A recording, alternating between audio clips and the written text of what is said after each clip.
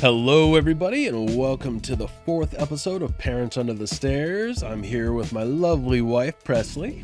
Hello. How you doing? Oh, fabulous. How are you? Pretty good. And we're going to go into a special topic today. What are we covering today? Monsters. Hell yeah, monsters. And in tradition, I think it's my turn, right? Because you went last time. I sure did. All right, so I'm going to start it off with a heavy hitter, and this is probably the best monster suit, I think, in any horror film, not sci-fi, because there's some stuff in the sci-fi realm that I don't think can be beat, but Alien. Alien. But very similar to the xenomorph costume is Pumpkinhead. This is like a really, really nice costume from Stan Winston, was the director of the film and also the effects guy. So, you know, of course, there was a lot of focus on the special effects in this movie. So yeah, it's a revenge plot. Basically, a man loses his son, and he brings his dead child to a witch who resurrects this demon, the Pumpkinhead, and that comes after all the people that killed the child, and it's nice and bloody and lots of cool special effects. Yeah, check that one out. That one dude was such a piece of shit. The protagonist, maybe? The biker guy? Yeah. I mean, they were all they hit the kid and then they tried to cover it up like they didn't do Yeah, it. it was fucking or sad. Just drive off, yeah. One of them felt bad about it, but the rest of them were just like, let's just get the fuck out of here. Yep. What can we do? Yeah. I don't really remember Pumpkinhead 2 very much, and I know that there's 2 more sequels after that. And I think the only reason to watch any of those would be for the costume, because I don't remember them being very good. So, yeah. Yeah, Pumpkinhead's awesome. Cool. So mine is Cloverfield, 2008, directed by J.J. Abrams. I didn't watch it when it came out. I don't know. I was probably like in 7th grade when it came out. I watched it recently in the last few years for the first time with Ian, because he showed me so many fucking movies, and that happened to be one of them. And it's just, there's a lot going on. You know, the monsters, and there's a monster like on a bridge or under the water. Like, fuck that. Scary. Oh yeah, you hate bridges. So I hate bridges, and that the really got fucking to you. Monster, I can't. The babies that come out of the monster too. Oh, I know. Just one of those babies can take out a whole bunch of people. So, yeah, that's just one of those movies that once you see the monster, you're like, okay, it's helpless. Well, yeah, there's like one huge one, and you're like, oh, fuck, that sucks. But, you know, maybe we can hide from that. And then they just keep fucking coming, and they don't stop. Yeah. Your adrenaline's pumping throughout the whole time, like shit, and they're trying to rescue someone. It's like a rescue mission, and then people die. Oh my god, it's a lot. Yeah, and it's found footage too. Yeah. And it's not a lot. I think, at least at that time, found footage was mainly just horror movies. So it was cool to see like a big, essentially it was a kaiju movie. Yeah. Yeah, so. That's fair. Yeah, a lot of people even thought it was going to be Godzilla when it came out. That would have been dope. Yeah. But now they've gone and ruined the franchise of Godzilla. Yeah, I know. The last good one was from Japan, the Shin Godzilla, but we'll do that on our Godzilla episode. Mothra? Yeah. Is Mothra a Godzilla thing? Yeah. Okay. Yeah. Go Mothra. Go Mothra. Go Mothra. Cool. Good pick. I'm going to go with a very little known movie, and it's not really that good of a movie, but I would recommend it if you're looking for something kind of B-movie, really low budget. It's called The Item. It's from 1999, directed by Dan Clark. This movie is really strange. It came out straight to video, had a kind of a cool cover, but really generic, of just like an eye peeking through like a sort of briefcase thing. But it's just about these criminals that are hired to protect this case in this cabin. This case is full of an item that's worth a lot of money, and they get millions of dollars if they can protect it for the night. But there's a monster in this case, and it's a little weird looking alien, which you'll see in the trailer in the corner if you look down there. And it knows everything about everybody in the room, and it turns everybody on each other, and all these criminals. It gets really gory towards the end because of what this little alien guy does, and it's just a fun little low budget movie, and I think it's really smart considering how low budget and they just did a lot with a little. So check out The Item from 1999. Sweet. My next pick is Creature from the Black Lagoon, 1954, directed by Jack Arnold. I hadn't seen it since I was a kid, and like ironically, my dad is the one who showed me that movie. Well, he didn't show me, but I was staying home sick one day, and he decided to be a dad for once, and like, and he stayed home with me. So we were just flipping through the channels, and he just stopped on this movie, and I was like, oh, this is cool. So I watched this like horror movie with him. You know, it holds up pretty well to this day. The effects, the costumes, it's kind of like claustrophobic feeling because, you know, there's like a dude in this big old costume and they're swimming underwater and stuff. And they're basically only on the boat. That's like the only. They don't really go on the land too often. Yeah, not really. So he's just kind of going around the boat, kind of tormenting them at times. Yeah, and he's just like randomly grabbing people and taking them underwater. So it doesn't show anyone dying necessarily, but you know, it heavily hints like he just killed them. Yeah, it's kind of like you're kind of rooting for him too, though, because they're kind of tormenting him. Yeah. Because they go into his natural habitat and they're like drugging him with this weird stuff and like kind of just like trying to shoot him with a spear gun and stuff. Like, of course he's gonna fight back. Like, he didn't ask for them to come there. That's true. Well, like, they found that hand in the beginning and they're like, oh fuck, and then he comes out of nowhere like, leave me alone, guys. It's just like a little weird that he's obsessed with the human. Yeah, like So, he wants her. He wants her bad. He wants to make fish babies with her. But no, it's still really good. I watched it a few days ago, and Yeah, it holds up. it really does for that time.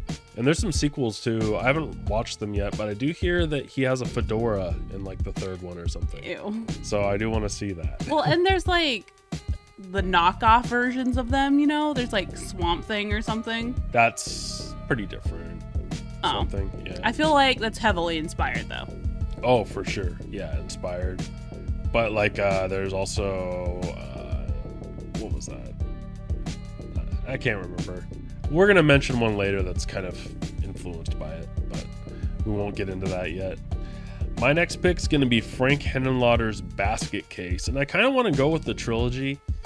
I need to stop kicking the desk. We need a new desk. This desk is not sturdy, as you can see. The camera's shaking. But anyway, back to Basket Case. This is Frank Henenlotter. This is kind of how I think he broke into like the horror scene. I didn't know anything he did before this, but it's just about Siamese twins, but one of them is just kind of a lump. His name's Belial. Just kind of a lump that got chopped off of his brother, and his brother keeps him in a little basket and carries him around New York City with him. But both of them are on a warpath to kill all the doctors that separated them at birth because they aren't happy about that. There's a especially strange scene when Belial jumps on the dude's girlfriend and tries to have sex with her, even though he's just this little lump with these little hands. So he kind of looks like Krang from Ninja Turtles. And then there's these the sequels are really cool too. One of them, he joins the freak show and stuff. Belial. They're all worth going into. And Frank Henenlotter's a genius. As you can see, we got the Frankenhooker poster, and we might be coming up with another Frank Henenlotter movie later in this episode. So yeah, check out Basket Case. Yeah. Very sleazy We shit. may or may not. Yeah. Stay tuned. Everything he does is pretty sleazy too, so be ready for lots of blood, boobs, gore, all at the same All time. that good stuff, man. Yeah, all at the same time. My next pick is a newer movie. It's called Underwater. It came out in 2020, directed by William Eubank. Eubank. I think that's how you say it. Sure. Stars Kristen Stewart. She's like a scientist person. There's a lot going on. So pretty much her and this crew live underwater, and I forgot what they're looking for, but you know, they're just fucking building they live in this whole thing that they built underwater, like just fucking shit up I essentially. think they're trying to like mine for minerals. I feel like there's like oil or something too. It could be They're oil. doing something fucked up that they Yeah. shouldn't be doing. And pretty much, you know, something happens, there's a kaboom, fucking they're in trouble, and then these creatures start coming out of nowhere, and Another very claustrophobic underwater movie. Oh yeah. Because there's a lot of scenes where they're walking around, trying to look for help, try to get to a safe space. And it would be a disservice to call them fish, but, they're underwater and they're being terrorized by these evil fish monsters. They're essentially just a bunch of little creatures from the Black Lagoon. Yeah. And then you got fucking Cthulhu coming out at the end. Pretty much. It's fucking crazy. It really made me tense up and oh my god, And I have a fear of swimming under caves and up through another, swimming under something to come up through another area. I feel you. So so they do that a lot in that movie where they're like, okay, we need to swim down through this hole and hope that there's air on the other side. Yeah. I don't like that. I don't like underwater. I don't like these are pretty much very movies that make me feel uneasy, like alien movies, but that's another thing. I'm not too messed up by claustrophobia. What I'm messed up with is lack of air. Not being able to breathe bothers me, and there's just a lot of that in underwater. I don't like the unknown. Like, aliens are plausible. These little fucking creatures are plausible because we've only explored 30% of the ocean or something. Yeah, essentially deep sea creatures are aliens because who's to say Cthulhu's not down there? Yeah. H.P. Lovecraft's racist ass was onto something. Yeah. But no, check that out because it's actually a really good movie. And Kristen Stewart is broadening her acting range, and she's not just like this the whole movie either. TJ Miller's kind of funny in it too. Yeah. With his stuffed animal. Check it. Yep. All right, so I'm going to go into another kind of trilogy. So I just did the Basket Case trilogy, but I'm going to go into the Ghoulies trilogy. Specifically, the third one is my favorite when they go to college because that's when the most hijinks happen and the most antics. But these movies are just all over the place, not to be taken seriously. First one is about a bunch of teenagers that have a seance and they bring these ghoulies, which are these three individual little monsters. They all are short little kind of Gremlins ripoffs. People call them Gremlins ripoffs. They're a little different. They're cute. Yeah, well, they're stupid as fuck too. And they were just making all kinds of movies back then. Like they made Hobgoblins, they made Munchie, they made, I don't know. I got called a hobgoblin once. Oh, that's fucked up. But yeah, Ghoulies. And then the second one, they go to the carnival. That one's good because there's like a fun house and stuff that they're in. And then and the third one, when they go to college, that's the one I think worth checking out because that's just the most comedy there. It's pretty funny actually.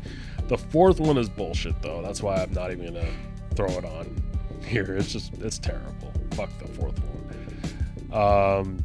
So check out the Ghoulies, especially if you love little monsters like creatures and gremlins critters and gremlins and stuff like that. Critters is an actual movie. Yeah, I don't think there's a little monsters movie called Creatures yet. Maybe I should make that. You should. Yeah. I'll play the creature.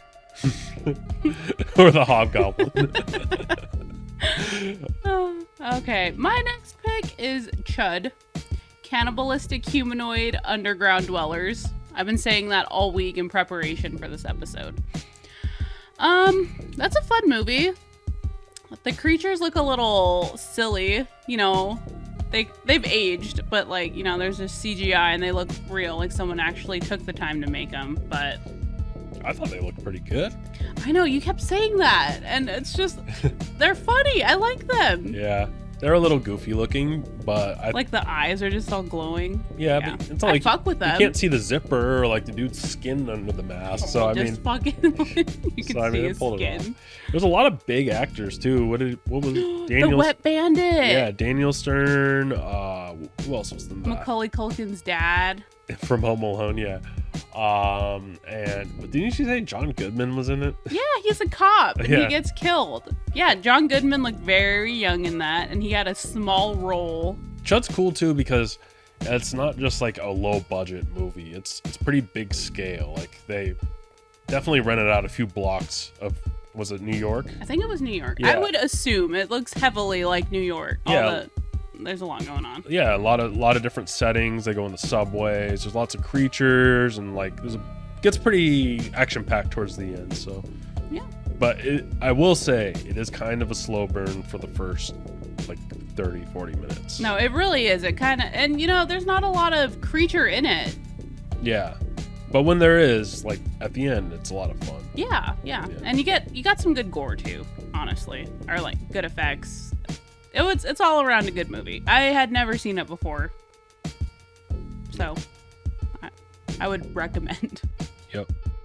So I'm gonna throw it back to Frank Henenlotter with Brain Damage from 1988. This is 6 years after Basket Case, but it's a lot cleaner looking, I would say, because Basket Case is kind of rough around the edges. And it's just about this guy who finds a little little alien guy that kind of sits in the back of his head and injects a nice little fluid that lets him trip out and feel all the endorphins and stuff, kind of like heroin. Lucky. But I need one of those. he only gives him that drug though once he kills, because Elmar, which is the monster's name, needs human brains in order to provide this service for this man. So this man has to find victims for Elmar, and it's just hilarious. Just like Basket Case, it's gory, sleazy. It's just got everything you need from a 80s B cult movie, creature movie. And yeah, just Frank Henenlotter hitting it out of the park again. He's a legend. So yeah, and also check out Frankenhooker, as you can see behind us. But it's not really a monster movie, more of a reanimation zombie kind of thing. But yeah, Frankenhooker's good, and Bad Biology is a really good one. That's like his newer movie, which was produced by R.A. the Rugged Man. Like had this couple that basically both have strange sexual problems, but they're destined to be together. So that one's a good one. Same. Good thing we found each other. Oh yeah. Go ahead. Okay. My next pick is also a newer one, but I've seen it like 37 times. I fucking love it. A Quiet Place, directed by John Krasinski, 2018. The creatures are they're amazing looking. You can definitely tell they're like CGI'd, but terrorizing a family that suffered a great loss. Really good. Yeah. What did you think of it? See, I was not a big fan the first time I saw it, and then the sequel trailer came out, and I was like, dang, that looks really good. So I went back to watch The Quiet Place again, and I actually think it's a really good...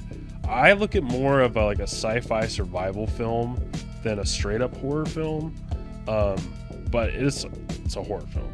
But it's PG-13, and you kind of are guessing that these things are from space, so it's kind of all over the place. You really don't know what's going on, but really I think it's more about the family and what they have to do to stay quiet. And it's they come up with a lot of creative ways to go under the radar from these monsters, and I personally like the sequel that came out last year a lot better.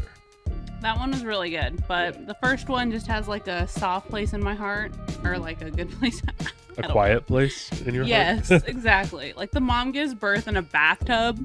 Yeah. There was a lot, and I just love Emily Blunt and John Krasinski, and I just think it's a beautiful, perfect movie.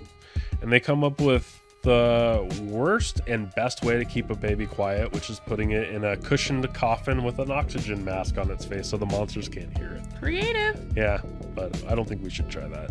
Probably not, right? I don't think Jack would appreciate that. All right. So I'm pretty much on my last one. I'm going to maybe have a few honorable mentions at the end, but this is a Stephen King movie, which I'm usually love or hate with his movies, even though it varies whether he directed or wrote or is just starring or whatever. But this is Stephen King written. I think it's based on a short story. It's in 1997, The Night Flyer, directed by Mark Pavia. And have you ever heard of this one? No. It's pretty crazy. It's about this... Well, it's someone's investigating a bunch of murders at these airports, and they're all strung together. And what's going on basically is there's a vampire who flies an airplane, and he just goes from terminal to terminal and just slaughters everybody in the terminal and just flies to the next one. That's cool. Yeah, and It's really gory when you see inside of the airport, like the murder scenes. It's just like gore just all over the walls and stuff. So it's really underrated. And I remember reading about it in all my movie books growing up as a kid, and there was pictures of it and stuff. And the monster was just really gruesome looking and really good special effects. So I was like, I might as well check it out. It kept getting good ratings whenever I read about it, and it was definitely worth the hype. It's just not talked about very much, especially compared to other Stephen King movies. But it deserved better. Oh yeah, especially it's a lot better than the Langoliers or the Tommyknockers or Dreamcatcher. But I feel like that stuff caught a lot of mainstream attention. Night Flyer was just like a straight to HBO kind of thing. So it's worth checking out for sure. Maybe I'll watch it. Maybe I should. I think you'd like it. My last movie is the 1988 version of The Blob, directed by Chuck Russell. Very good effects, if I do say so, for the time, you know? I agree. Do you think they're better than The Thing? I was just going to say they're definitely comparable, but I think The Thing just went a notch above. Yeah. Like, obvious. It's like, The Thing is like a perfect fucking movie. I agree. Yeah. And this one, it was really good. Yeah.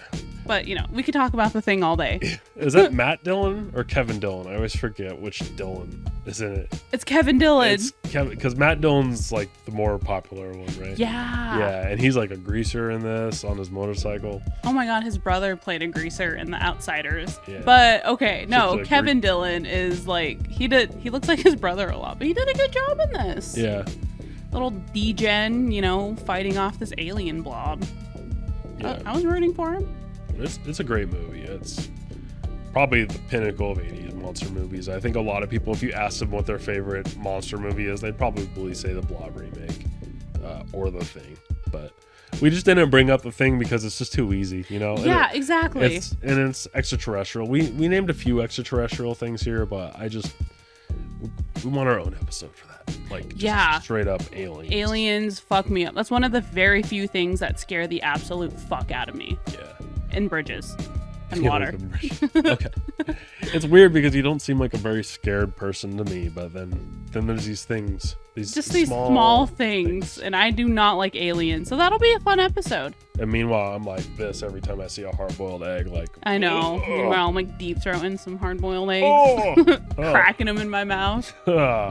Speaking of deep throat, though, I just wanted to have an honorable mention. 2015, Deep Dark, which is about an artist who discovers a glory hole in his apartment, and if he does what the glory hole says, like sticking things in it, then maybe his art career can pick up because he's a failing artist. And it seems to work, but things get out of hand when that hole starts to ask him to bring people home to his apartment. That sounds a lot like Brain Damage. Well, just like asking for like, go do this and do that. Yeah, I can see that. I mean, it's a comedy. It's like just one of those, like, yeah, it's a gory comedy. So I'll recommend Deep Dark from 2015 as an honorable mention. You got anything else? I was gonna say Jeepers Creepers, but I know that's problematic. I love that fucking movie though. Yeah, the first Jeepers Creepers. Actually, I like the first two are okay, but the third one kind of sucked ass. The third one sucked really bad. And I bought it for us, and I hate it. Yeah. So hopefully that series gets picked up by somebody other than Victor Salva, and please, someone maybe they good. can do something with it, but who knows? Yeah, that would have been a good monster one. I kind of struggled this episode, I'm not gonna lie, trying to think of monsters. You're just such a slasher head. You're always watching giallos and slashers and...